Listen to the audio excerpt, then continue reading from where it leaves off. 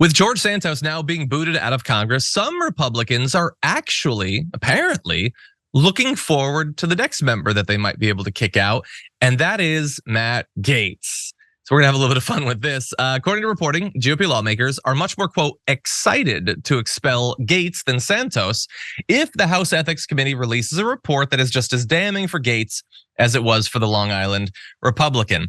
One of these Republicans spoke on condition of anonymity to USA Today and said that members are waiting for any ethics report to be released before publicly calling for his ouster, which, yeah, you can't do that in lieu of the ethics committee report. So that is understandable, but apparently they're sort of salivating for it. The quote from the anonymous Republican says, if there's anything in there that's bad, I can guarantee people will have their fangs out. He is hated in our conference. If he comes back as guilty in this ethics thing, I think he's in trouble. And adding on to his troubles, in a recent closed door conference meeting, Gaetz apparently stood up to speak, but was yelled at by members to, quote, sit down and shut up, reflecting the animosity GOP lawmakers still harbor for Gaetz. This is not, by the way, unanimous across the caucus. Obviously, he does have some friends, and even those who might not like Gaetz personally think, maybe understandably, that they might be getting too comfortable with kicking people out based on things that haven't yet been adjudicated in a court. So don't take this as a guarantee that Gaetz is doomed, even if the ethics committee releases a report and it ends up being damning. Neither of which is, a foregone conclusion. But with all those caveats, Brett, what do you think? All of this is a bed Republicans have made for themselves.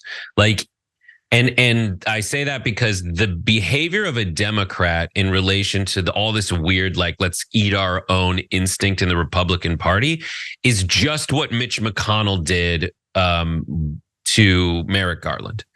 And when I say that, it's like there was a time when, at least in front of the cameras and in effect, there would be people who are like, I know that side, my side has some power now, but in the interest of protecting the integrity of the Congress, we will help maintain sanity when some people have gone insane. But Mitch McConnell was like, no, I just care about the real politic power that I have at this time. So this is a Republican Congress, House of Representatives, and they would be the ones choosing to eat their own in Kevin McCarthy's case, in George Santos' case. And they're going to try to blame Democrats and look to Democrats and be like, come on, save us, or this on this slippery slope. And the Democrats are rightly going to say, well, we've tried. Kevin McCarthy told us to go F ourselves and then blamed us for stuff that wasn't our fault. So you guys either get your house in order or we'll help them clean this house. Mm-hmm. Yeah. A weird, twisted potential side effect of that, I think, might be that in sort of doing this infighting and eating their own, as you're laying out, some of them are warning that this is a slippery slope that could be used, in the future in other cases.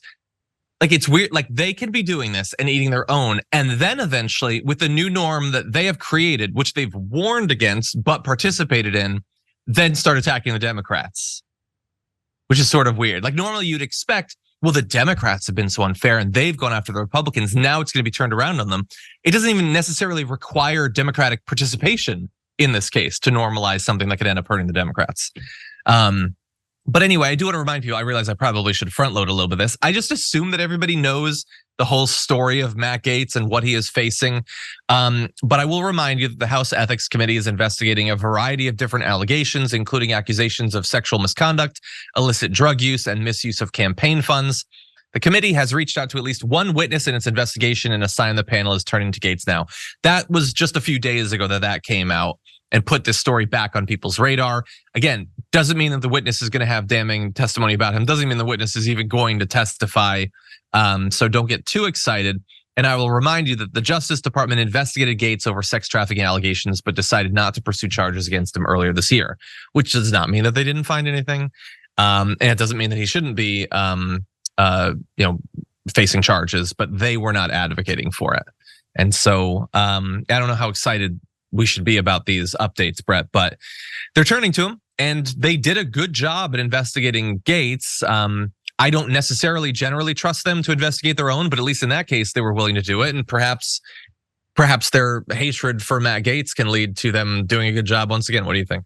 Way more people in the House of Representatives hate Matt Gaetz than like Matt Gaetz. Way more people in the Republican Party in the House of Representatives hate Matt Gaetz than like Matt Gaetz.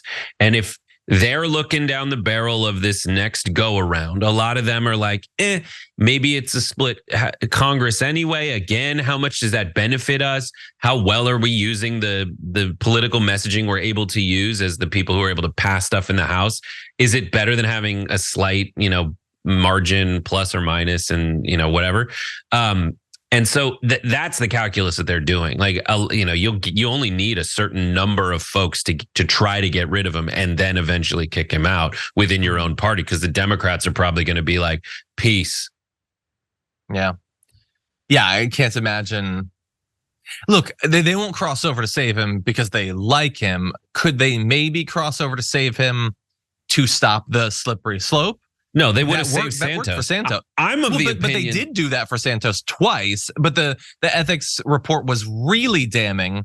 There's a big gradient of how damning the Gaetz report could be. It might have to be really bad for people like Jamie Raskin, who previously had defended. I don't know. What do you think? Well, I think it's a slippery slope. They already kicked someone out. And so I think it's going to be easier for them to kick another person out. I mean, I hate slippery slope arguments. They frequently don't make any sense. But I do think that, at least it's a political calculation. The people who are outside Congress, like the average voter, are now like, they have a frame of reference for people do bad. And the Republicans are the ones kicking them out for the most part. The Democrats are like, yeah, if you guys want to get, if you started this process, we'll help you finish it. But we're not going to, swing the first axe here. Yeah.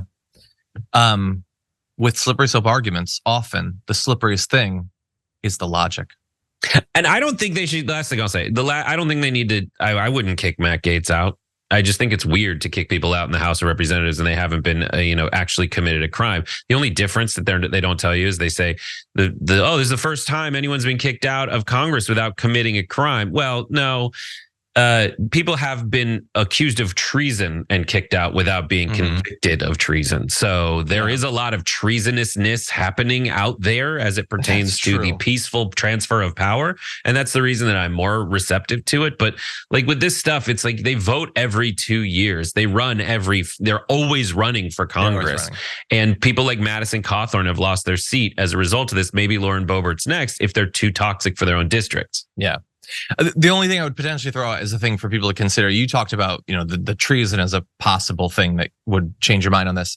With George Santos, the crimes he had committed and arguably could still commit were very tied to him holding the position.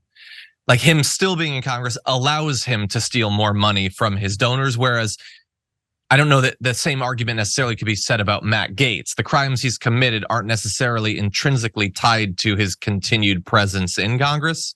And the other thing about Matt Gaetz is that he's like a Nepo baby from that district. He has like more name recognition than any normal sitting congressman would within their district because his daddy was such a huge player.